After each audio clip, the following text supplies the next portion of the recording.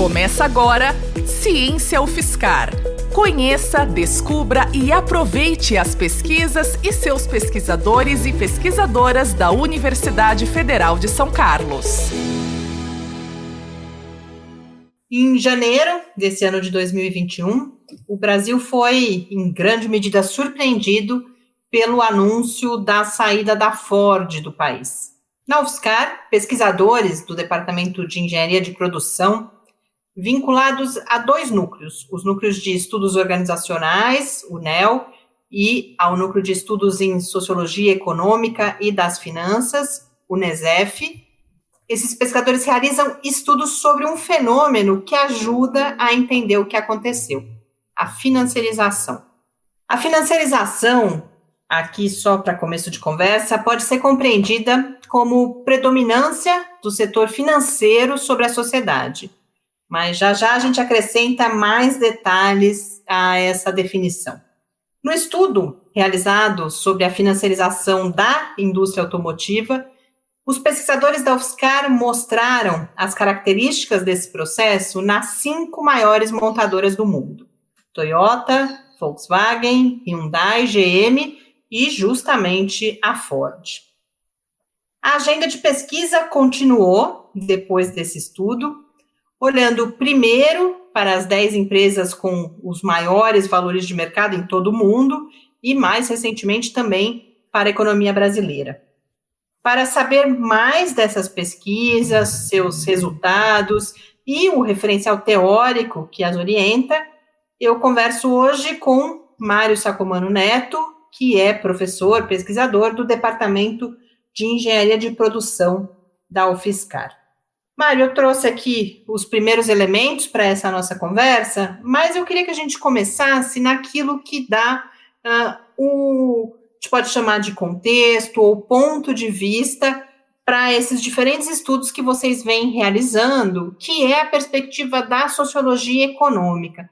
Então, se você puder começar contando para a gente não só o que é a sociologia econômica, inclusive a partir da sua história e da história do estabelecimento desse grupo na UFSCar, inclusive, mas também o que ela traz de diferente da perspectiva da economia, por exemplo, com a qual as pessoas estão mais acostumadas. Bom, muito obrigado pelo convite, Mariana. É um prazer estar aqui no podcast da UFSCar. É realmente um tema muito instigante. Agradeço a oportunidade de poder conversar com vocês um pouquinho sobre esse assunto. Bom, inicialmente eu gostaria de destacar algumas figuras de enorme importância para a formação desta corrente de pesquisa, dessa linha de pesquisa na UFSCar, que foram os professores Roberto Brum e o professor Oswaldo Truzzi. Ambos tinham formação no campo da sociologia e no campo da história, então trouxeram enormes contribuições para os grupos de pesquisas e os pesquisadores que, então, de alguma maneira, fizeram mestrados, doutorados. Então, realmente, algumas gerações de pesquisadores, eles puderam contribuir. Então, eu gostaria de destacar a importância do Roberto Brum e do Oswaldo Truzzi nesse olhar mais sociológico para a economia, em formas diferentes, com contribuições diferentes. O Oswaldo Truzzi muito mais olhando para a questão imigratória e a economia. Ele estudou, então, vários fluxos imigratórios e também estudou a questão do café. E o professor Roberto Brum, já no campo das finanças, trabalhou no ramo financeiro e depois aprofundou suas pesquisas, principalmente nesse tema da sociologia das finanças. Ele foi o fundador do NESEF, do Núcleo da Sociologia Econômica e das Finanças. Então, ambos tiveram enorme contribuição para essa formação mais sociológica, o que a gente poderia denominar de sociologia econômica ou sociologia das organizações, ou também a sociologia das finanças. Então, é importante a gente destacar essas figuras que tiveram, assim, enorme contribuição para esse tema, que é um tema, assim, bastante pertinente para o mundo contemporâneo. Quando a gente olha, então, para a economia, de alguma forma, se perguntarmos para um economista qual seria a definição, ele vai trazer a ideia de recursos escassos. mas nós vamos entender que a sociologia econômica dá uma explicação bem mais complexa para o que seja, de fato, o mercado e a economia. E, assim, a grande parte da contribuição da sociologia econômica vieram dos grandes clássicos, como Durkheim, Weber, Marx, e a partir de lá já existiam esforços de explicação da economia por vieses mais sociológicos. Isso ganha força a partir, de alguma maneira, essa corrente mais histórica da economia, que era muito liderada pelo Weber, perde força com o crescimento da economia neoclássica. Então, de alguma forma, houve um desinteresse do viés mais sociológico pela economia ao longo do século passado, e que foi fortemente retomado com um autor chamado Mark Granovetter, que ele inaugura a chamada nova sociologia econômica, mas basicamente trazendo os princípios da sociologia para a economia. E quais são esses princípios? O princípio de que a estrutura de mercado e a economia são sistemas de estruturas sociais. E se são sistemas de estruturas sociais, eles são sistemas de confiança, de normas, de cooperação, de competição. Então, é muito mais complexo, pelo viés da sociologia econômica, a explicação do que seja a economia e o mercado. E também podemos falar que as organizações se inserem nesse contexto. As organizações também são construções sociais, de interesses e disputas políticas, também, de alguma forma, identidades coletivas. Então, esse viés sociológico, ele explica tanto a economia, os mercados e também a organização. Então, é muito interessante que, a partir de 1975, e principalmente a obra de 85 de Mark Granovetter, que marca essa nova aproximação da sociologia, principalmente americana, onde ele traz alguns conceitos que estavam, de alguma forma, também sendo falados por vários pesquisadores, como Pierre Bourdieu na França, entre outros, Selznick, vários outros pesquisadores, principalmente da teoria mais estruturalista americana, também já falavam sobre isso. Então, de alguma forma, ele traz um novo momento da sociologia econômica, em 1985, buscando entender justamente os fenômenos da economia como transações entre as empresas, como confiança entre as pessoas, como o quanto as empresas se verticalizam, se desverticalizam. Então, ele trouxe para temas muito próximos do mundo, vamos dizer, da economia e dos negócios. Então, essa corrente, também muito influenciada pela França, vai ganhando outros contornos dos últimos 30 anos e se tornou um espaço de grande importância na ciência contemporânea, porque ela permite pensar a economia de uma forma diferente. O que é pensar a economia de uma forma diferente? Pensar que existem, então, atores disputando recursos, existem interesses múltiplos, existe, sim, a escassez de recursos, mas, evidentemente, há uma disputa em torno desses interesses, desses recursos. E também há uma construção simbólica da economia, no sentido de que o consumo, o mercado, ele também tem elementos simbólicos que acabam, de alguma forma, afetando a sua própria dinâmica.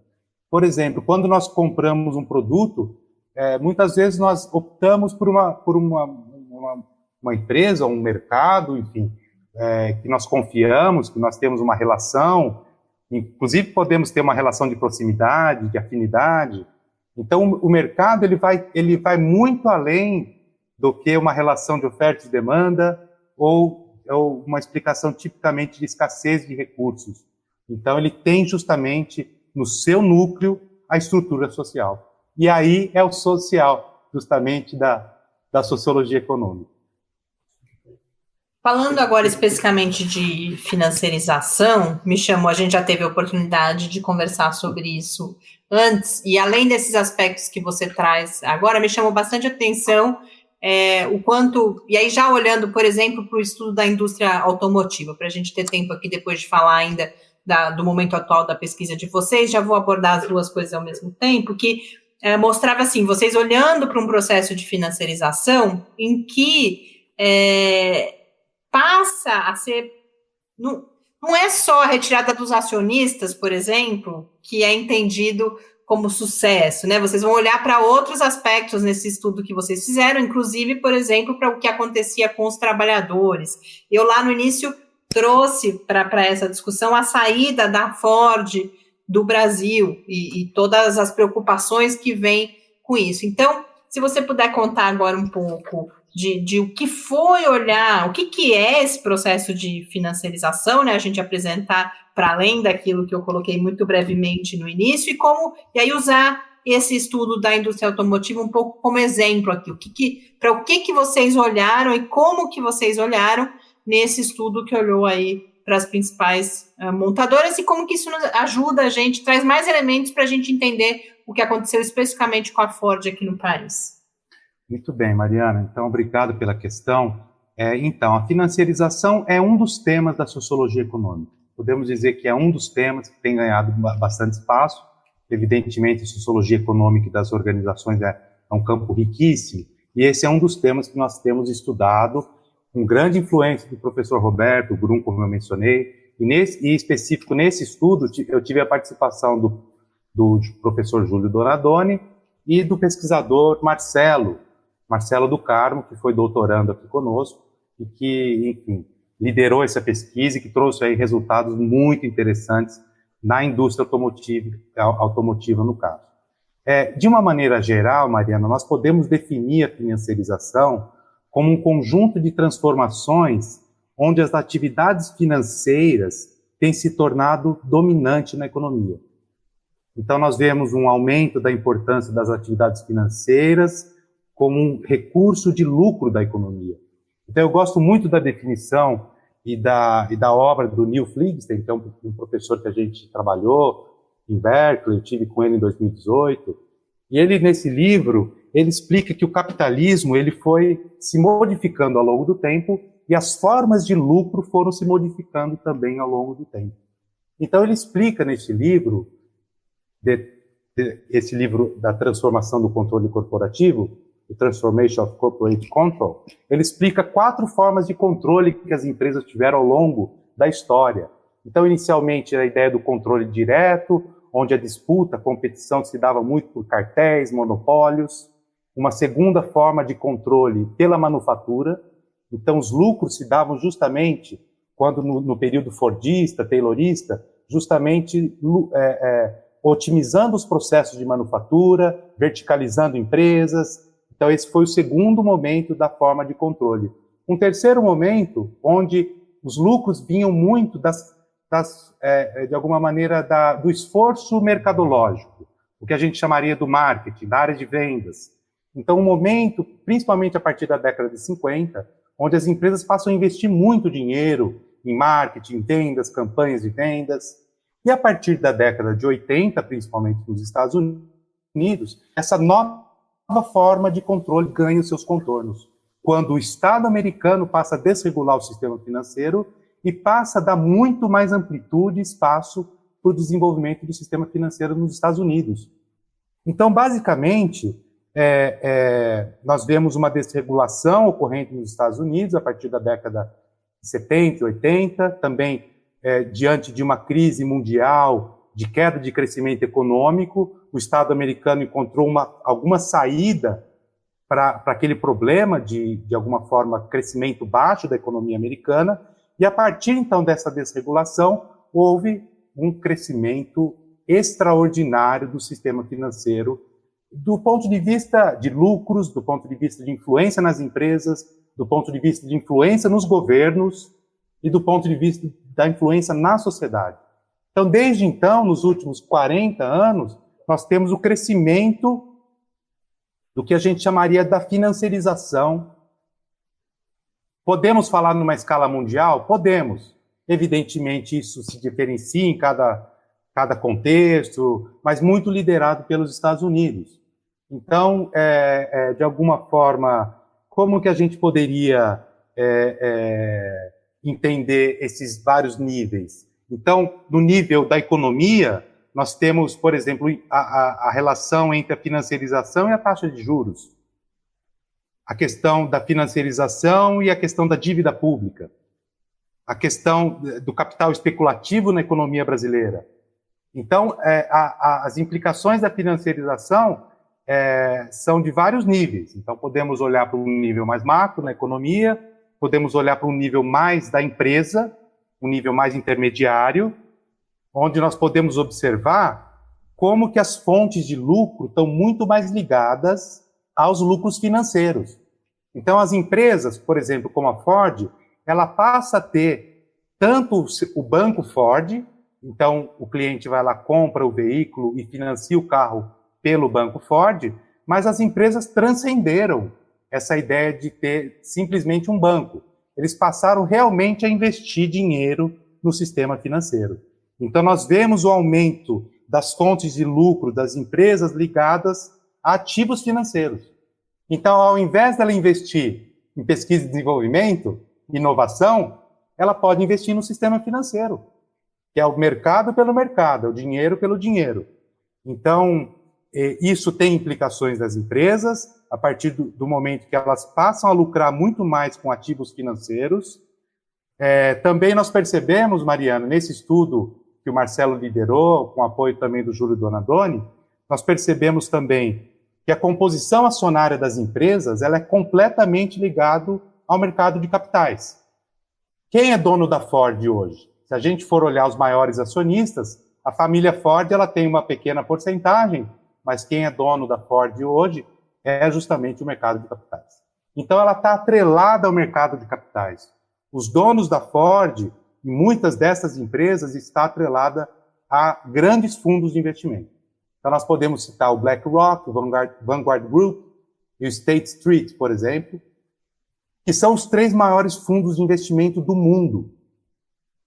O BlackRock, só para vocês terem uma ideia, eles gerenciam 8 trilhões de dólares em ativos. É o maior intermediário financeiro do mundo hoje. E isso, evidentemente, confere enormes implicações para as economias. Então, a financiarização, então, tem implicações nesse nível mais macro, no nível das empresas e também no nível da sociedade. A partir do momento que as pessoas passam a investir o seu dinheiro no mercado de capitais, passam enfim, hoje com a expansão das fintechs, porque houve uma desregulação bancária no Brasil já a partir de 2018 e um crescimento das fintechs e a sociedade cada vez mais está se bancarizando. Então, também há implicações no nível da sociedade, à medida que as pessoas passam também a olhar e a investir no mercado financeiro. Então, essa também seria uma das implicações da financiarização. Em particular, Mariana, nós olhamos para as empresas, quando a gente olhou para a indústria automotiva. Então, nós pudemos ver vários indicadores. Um deles era esse grau de lucratividade vindos das finanças. Então, nós pudemos ver também os conselhos, a composição acionária, quem são os donos, e a trajetória dos conselheiros. Então, também pudemos ver que alguns conselheiros tiveram trajetórias no campo das finanças, então trouxeram uma lógica, um modelo de pensamento muito do mundo das finanças, e comparamos também os salários, e, de alguma forma, comparando, enfim,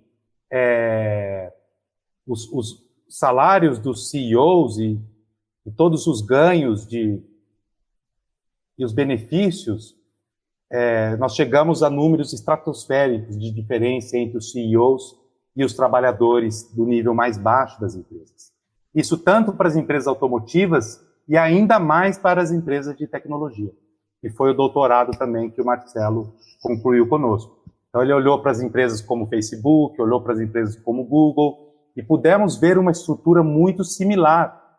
De alguma forma, evidentemente, quando a gente compara empresas de tecnologia e automotivo, nós vemos diferenças. Mas os indicadores mostram que, enfim, há um nível de financiarização dessas empresas, em graus diferentes, evidentemente em contextos, também em novas ferramentas financeiras que passam a ser importantes ali na estratégia das empresas, como a recompra de ações. Nós vimos, enfim, muitas dessas estratégias nas empresas de TI, elas recompram suas próprias ações para valorizar no mercado de capitais, depois elas vendem de novo. Então, uma série de ferramentas financeiras justamente tentando alavancar esses indicadores. Mas para quê, afinal? Elas estão atreladas ao mercado de capitais, a um sistema que a gente chamaria de valuation, quer dizer, há uma ideia, então, de qual é o desempenho dessa empresa no mercado de capitais. Então, as empresas usam muitas dessas estratégias para conseguir alavancar os seus indicadores financeiros. Então, isso traz uma série de questões, né, Mariana, sobre P&D, pesquisa e desenvolvimento. Nós estamos seguindo também para o setor aeronáutico. Podemos ver alguns indicadores da Boeing, mostrando sinais claros de uma financiarização, já que alguns modelos da Boeing falharam, tiveram problemas de projeto. Então, nós estamos prosseguindo também, olhando para o setor aeronáutico. E além do setor aeronáutico, como eu já disse, vocês agora estão iniciando aí um percurso, olhando também para como esse processo e vários aspectos envolvidos nisso aqui no Brasil. Infelizmente, a gente vai deixar só como curiosidade para as pessoas, o nosso tempo aqui já acabou, mas é bom que em breve a gente pode voltar a conversar. Eu sei que vocês já têm os primeiros resultados, mas tem uma trajetória aí pela frente, olhando, então, porque isso, não só o Brasil é impactado, como a gente, voltando ao exemplo, né, que eu usei no começo, tudo que aconteceu com a Ford, mas as próprias empresas brasileiras têm esse processo aí, tendo uma influência em todo o mercado brasileiro, e vocês agora olhando para isso, a gente volta certamente a esse assunto várias vezes. Mário, muito obrigada, foi mais uma vez uma oportunidade que a gente valoriza muito, poder trazer o trabalho de vocês, e a gente em breve conversa com você e com os outros pesquisadores para a gente seguir trazendo esse tema aqui para os ouvintes, tanto do podcast aqui e as outras produções que a gente tem feito, buscando ampliar o alcance dessas pesquisas. Será um prazer. Muito obrigado, Mariana. A pesquisa, especificamente sobre financiarização da indústria automotiva, que foi, como o professor Mário Sacomano indicou, realizada no contexto dos estudos de mestrado do Marcelo do Carmo, foi publicada recentemente na forma de livro, assinado também pelo professor Mário Sacomano Neto e o seu colega no Departamento de Engenharia de Produção, Júlio César Donadoni.